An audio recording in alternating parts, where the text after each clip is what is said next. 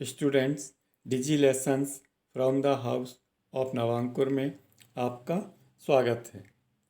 बच्चों, आज हम विषय सामाजिक विज्ञान की पुस्तक हमारे अतीत के अध्याय 7 अशोक एक महान सम्राट जिसने युद्ध का त्याग किया भाग 1 के बारे में पढ़ेंगे।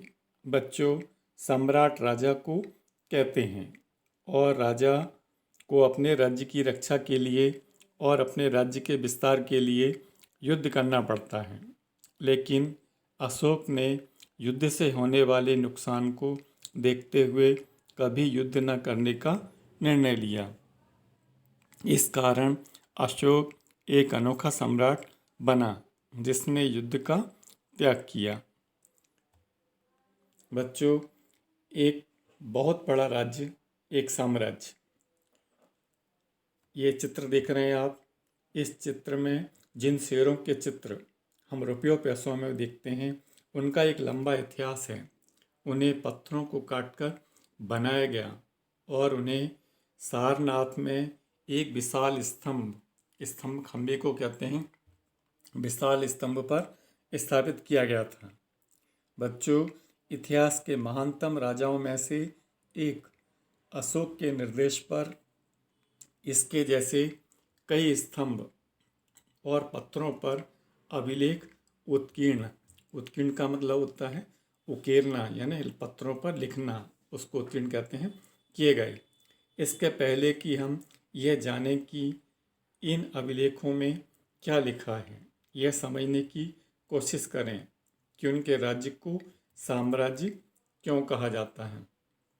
बच्चों, अशोक जिस साम्राज्य पर शासन करते थे, उसकी स्थापना उनके दादा चंद्रगुप्त मौर्य ने लगभग 2300 साल पहले की थी।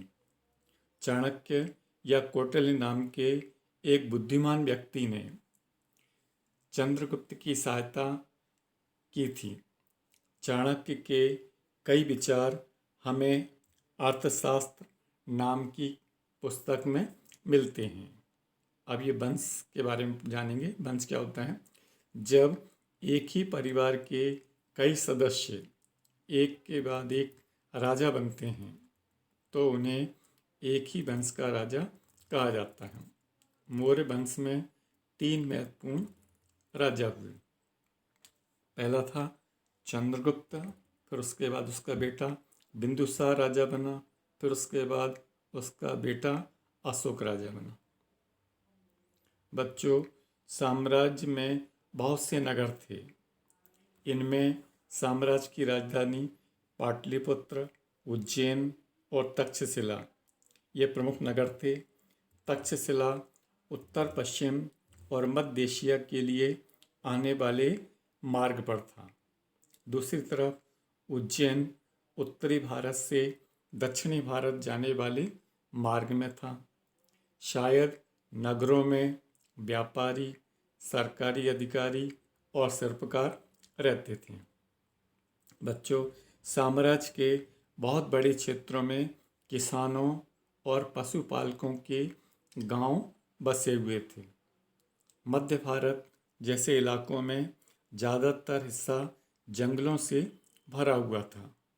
वहाँ पर लोग फल फूल का संग्रहण माने इकट्ठा करना और जानवरों का शिकार करके अपनी जीविका चलाते थे। साम्राज्य के अलग अलग इलाकों में लोग अलग अलग भाषाएं भी बोलते थे।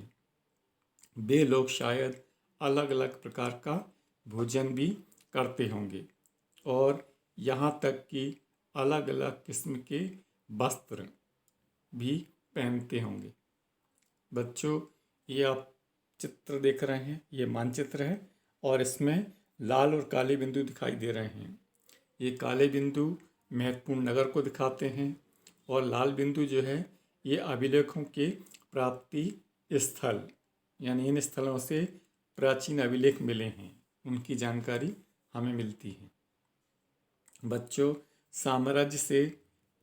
राज्य साम्राज्य से कैसे भिन्न है?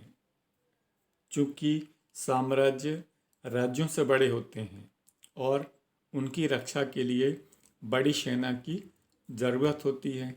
इसलिए सम्राटों को राजाओं की तुलना में ज़्यादा संसाधनों की आवश्यकता होती है। इसी कारण उन्हें बड़ी संख्या में कर, जिसे हम टैक्स कहते हैं, इकट्ठा करने वाले अधिकारियों की आवश्यकता होती है। बच्चों, साम्राज्य का प्रशासन, चूँकि मौर्य साम्राज्य बहुत बड़ा था, इसलिए अलग अलग हिस्सों पर अलग अलग ढंग से शासन किया जाता था। पाटलिपुत्र और उसके आसपास के इलाकों पर सम्राट का सीधा अधिकार था। इसका मतलब यह है कि इस इलाके के गांवों और शहरों के किसानों, पशुपालकों, शिल्पकारों और व्यापारियों से कर इकट्ठा करने के लिए राजा ने अपने अधिकारियों को नियुक्त कर रखा था, जो राजा के आदेशों का उल्लंघन उल्लंघन का मतलब होता पालन न करना, उल्लंघन करते थे, अधिकारी उनको सजा भी देते थे। इनमें से कई अधिकारियों को वेतन भी दिया जाता था। संदेश वाहक, यानी संदेश एक स्थान से दूसरे स्थान तक ले जाने वाला, वो संदेश वाहक कहलाता है। तो संदेश वाहक एक जगह से दूसरी जगह घूमते रहते थे और राजा के जासूस अधिकारियों के कार्यकलाप पर निगाह रखते थे। इन सब के ऊपर सम्राट था, जो राज परिवार एवं वरिष्ठ मंत्रियों की सहायता से सब पर नियंत्रण रखता था। बच्चों, मौर्य साम्राज्य के भीतर कई छोटे क्षेत्र या प्रांत थे। इन पर तक्षशिला और उज्जैन जैसी प्रांतीय राजधानियों से शासन किया जाता था। कुछ हद तक पाटलिपुत्र से इन क्षेत्रों पर नियंत्रण रखा जाता था और अक्सर राजकुमारों को वहाँ का राज्यपाल, जिसे हम गवर्नर कहते हैं, बना दिया जाता था। लेकिन ऐसा लगता है कि इन जगहों पर स्थानीय परंपराओं और नियमों को ही माना जाता था। प्रादेशिक केंद्रों के बीच विस्तृत क्षेत्र थे। इनके इलाकों में मौर्य शासक सिर्फ मार्गों और नदियों पर नियंत्रण रखने की कोशिश करते थे, जो कि आवागमन के लिए महत्वपूर्ण थे। यहाँ से उन्हें जो भी संसाधन कर और भेंट के रूप में मिलते थे, उसे भी इकट्ठा करते थे। उदाहरण के लिए अर्थशास्त्र में यह लिखा है कि उत्तर पश्चिम कंबल के लिए और दक्षिण भारत सोने और कीमती पत्थरों के लिए प्रसिद्ध था। संभव है कि संसाधन नजराने, जिसे हम गिफ्ट कहते हैं, के रूप में इकट्ठे किए जाते थे। नजराना क्या होता है? देखिए, जहाँ कर नियमित ढंग से इकट्ठे किए जाते थे, वहीं नजराना अनियमित रूप से जब भी संभव हो इकट्ठा किया जाता था। ऐसे नजराने विविध पदार्थों के रूप में प्राय ऐसे लोगों से लिए जाते थे जो स्वेच्छा से इसे देते थे। बच्चों, अब हम राजधानी में सम्राट के बारे में जानेंगे। मेगास्थनीज चंद्रगुप्त के दरबार में पश्चिम एशिया के यूनानी राजा सेल्यूकस निकेटर का राजदूत था। मेगास्थनीज ने जो कुछ देखा उसका विवरण उसने लिखा है। यहाँ हम उसके विवरण का एक अंश, यानी एक भाग देख रहे हैं। सम्राट का जनता के सामने आने के अवसरों पर शोभा यात्रा के रूप में जश्न मनाया जाता था। उन्हें एक सोने की पालकी में ले जाया जाता था। उनके अंगरक्षक सोने और चांदी से अलंकृत हाथियों पर सवार रहते थे। अलंकृत का मतलब होता है सजाया जाता था उनको। कुछ अंगरक्षक पेड़ों को लेकर चलते थे। इन पेड़ों पर प्रशिक्षित तोतों का एक झुंड रहता था, जो सम्राट के सिर के चारों तरफ चक्कर लगाता रहता था।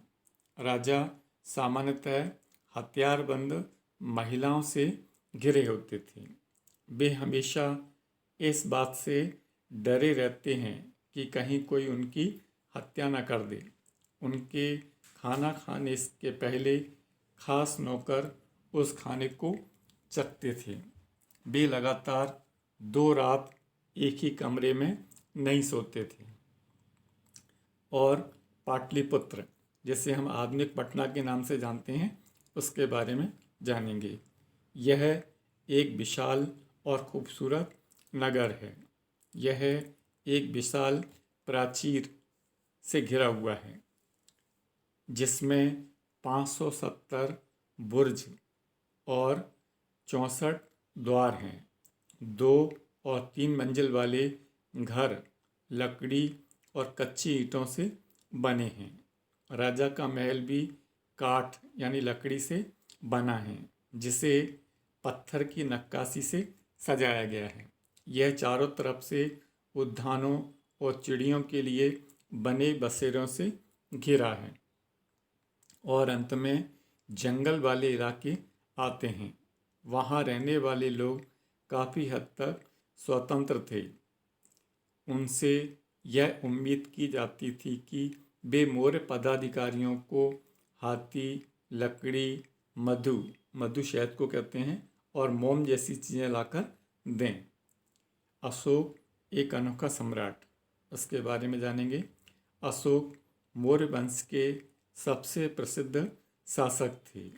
वह ऐसे पहले शासक थे जिन्होंने अभिलेखों द्वारा जनता तक अपने संदेश पहुंचाने की कोशिश की।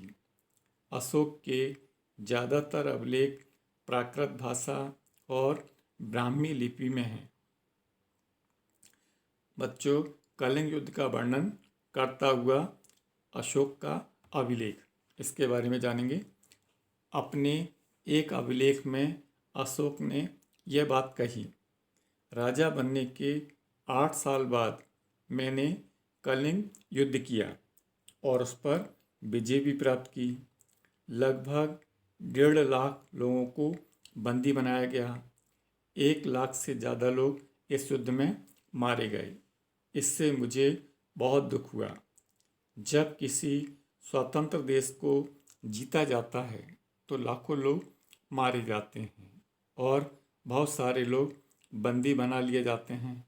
इनमें ब्राह्मण और सवर्ण भी मारे जाते हैं।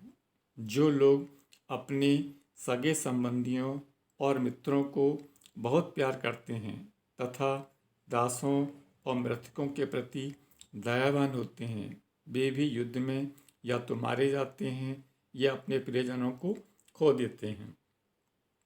इसलिए मुझे पश्चाताप हो रहा है। अब मैंने धर्म को कहते हैं, धम्म पालन करने एवं दूसरों को इसकी शिक्षा देने का निश्चय किया है। मैं मानता हूँ कि धम्म के माध्यम से लोगों का दिल जीतना बलपूर्वक विजय पाने से ज़्यादा अच्छा है। मैं यह अभिलेख भविष्य के लिए एक संदेश के रूप में इसलिए उत्कीर्ण कर रहा हूँ कि मेरे बाद मेरे बेटे और पोते भी युद्ध ना करें। इसके बदले उन्हें यह सोचना चाहिए कि धम्म को कैसे बढ़ाया जाए। कलिंग की लड़ाई से युद्ध को लेकर अशोक के विचारों में कैसे परिवर्तन हुआ। धम्म संस्कृत शब्द धर्म का प्राकृत रूप है। बच्चों, अशोक का कलिंग युद्ध के बारे में जानेंगे। कलिंग तटवर्ती उड़ीसा का प्राचीन नाम है। अशोक ने कलिंग को जीतने के लिए युद्ध किया, लेकिन युद्ध जनित हिंसा और खून खराबा देखकर उन्हें युद्ध से घृणा हो गई। उन्होंने निर्णय लिया कि वे भविष्य में कभी युद्ध नहीं करेंगे। अशोक का धम्म क्या था? अशोक के धम्म माने धर्म में किसी देवता की पूजा अथवा किसी कर्मकांड की आवश्यकता नहीं थी। उन्हें लगता था कि जैसे पिता अपने बच्चों को अच्छे व्यवहार की शिक्षा देते हैं, वैसे ही यह उनका कर्तव्य था कि अपनी प्रजा को निर्देश दें। वे बुद्ध के उपदेशों से भी प्रेरित हुए थे। बच्चों, ये आप चित्र देख रहे हैं, ये वृषभ का चित्र है। ऐसी कई समस्याएं थीं जिनके लिए उनमें संवेदना थी। उनके साम्राज्य में अलग अलग धर्मों को मानने वाले लोग थे और इससे कई बार टकराव पैदा हो जाता था। जानवरों की बलि चढ़ाई जाती थी, दासों और नौकरों के साथ बुरा व्यवहार किया जाता था। इनके अलावा परिवार में व पड़ोसियों के बीच भी झगड़े होते थे। अशोक ने यह महसूस किया कि इन समस्याओं का निदान उनका कर्तव्य है। इसलिए उन्होंने धम्म महामात्य नाम के अधिकारियों की नियुक्ति की, जो जगह जगह जाकर धम्म की शिक्षा देते थे। बच्चों, इसके अतिरिक्त अशोक ने अपने संदेश कई स्थानों पर शिलाओं और स्तंभों पर खुदवा दिए थे। अधिकारियों को यह निर्देश दिया गया था कि वे राजा के संदेश को उन लोगों को पढ़कर सुनाएं जो पढ़ नहीं सकते हैं। अशोक ने धम्म के विचारों को प्रसारित करने के लिए सीरिया, मिस्र, ग्रीस तथा श्रीलंका में भी अपने दूत भेजे थे। उन्होंने सड़कें बनवाईं, कुएं खुदवाए, विश्राम गृह बनवाए। इसके अतिरिक्त उन्होंने मनुष्यों व जानवरों की चिकित्सा की भी व्यवस्था की। बच्चों, अपनी प्रजा के लिए अशोक के संदेश, उसके बारे में जानें। लोग विभिन्न अवसरों पर अनुष्ठान करते थे। उदाहरण के लिए, जब वे बीमार होते हैं, जब उनके बच्चों का विवाह होता है, बच्चों के जन्म पर और जब यात्रा शुरू करते हैं, तब वे तरह तरह के अनुष्ठान करते हैं। ये कर्मकांड किसी काम के नहीं। इसके बदले यदि लोग दूसरी रीतियों को मानें तो वह ज़्यादा फलदायी होगी। वे अन्य प्रकार की रीतियाँ क्या हैं? ये हैं अपने दासों और नौकरों के साथ अच्छा व्यवहार करना, बड़ों का आदर करना, सभी जीवों पर दया करना और ब्राह्मणों तथा सवर्णों को दान देना। बच्चों, अपने धर्म की प्रशंसा या दूसरों के धर्म की निंदा करना, दोनों ही बातें गलत हैं। हर किसी को दूसरे धर्म का आदर करना चाहिए। यदि कोई अपने धर्म की बढ़ाई और दूसरों के धर्म की बुराई करता है तो वह वास्तव में अपने धर्म को ज़्यादा नुकसान पहुंचा रहा है। इसलिए हर किसी को दूसरे के धर्म के प्रमुख विश्वासों को समझने की कोशिश करते हुए उसका भी आदर करना चाहिए। बच्चों, भारत के प्रथम प्रधानमंत्री पंडित जवाहरलाल नेहरू ने लिखा है, उनके धर्मादेश आज भी हमसे एक ऐसी भाषा में बात करते हैं जिन्हें हम समझ सकते हैं और जिनसे हम बहुत कुछ सीख भी सकते हैं। अशोक के धर्म के विचारों को दूर दूर तक फैलाने के लिए उन बातों को बताया जो आपके अनुसार आज भी प्रासंगिक यानी शिक्षाप्रद हैं। अशोक के संदेश के उन हिस्सों को बताओ जो आज भी प्रासंगिक हैं। बच्चों, ये आप किला देख रहे हैं, ये चीन की दीवार का चित्र है। मौर्य साम्राज्य के उभरने से थोड़ा पहले, लगभग 2400 वर्ष पहले, चीन में सम्राटों ने चीन की दीवार का निर्माण शुरू किया। इसे बनाने का उद्देश्य उत्तरी सीमा की पशुपालक लोगों से रक्षा करना था। अगले 2000 वर्षों तक इस दीवार का निर्माण कार्य चलता रहा, क्योंकि साम्राज्य की सीमाएं बदलती रहीं। यह दीवार लगभग 6,400 किलोमीटर लंबी है तथा पत्थर और ईंट से बनी है। इसकी ऊपरी सतह सड़क जैसी चौड़ी है। इस दीवार को बनाने के लिए हजारों लोगों को काम करना पड़ा। हर 100-200 मीटर की दूरी पर निगरानी के लिए बुर्ज बने हुए हैं। पड़ोसी देशों के प्रति अशोक का रवैया चीनी सम्राटों के रवैयों से भिन्न था। धन्यवाद।